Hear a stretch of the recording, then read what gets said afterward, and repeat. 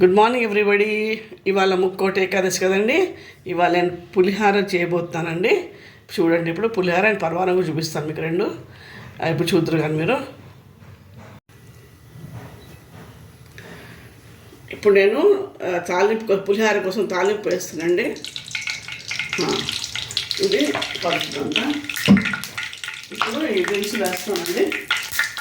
పల్లీలు, మినపప్పు, ఆవాలు, జీలకర్ర, ఎండుమిరపకాయలు, కరివేపాకు.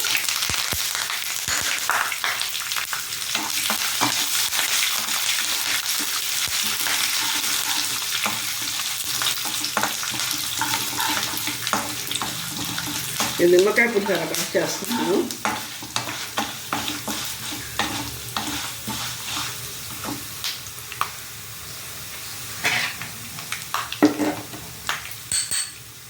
పసుపు వేసాను 1 స్పూను.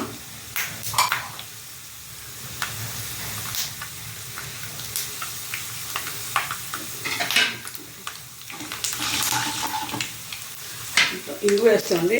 1 స్పూన్ ఇంగువ, 1/2 స్పూన్ అండి. హాఫ్ స్పూన్ ఇంగువ వేసాను చాలా దానికి.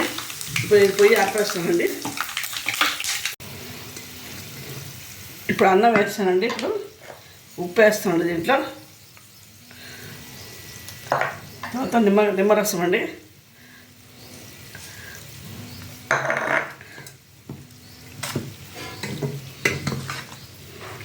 ఇప్పుడు ఈ తాలింపులు వేయించాం కదా, ఇవి వేస్తున్నాను.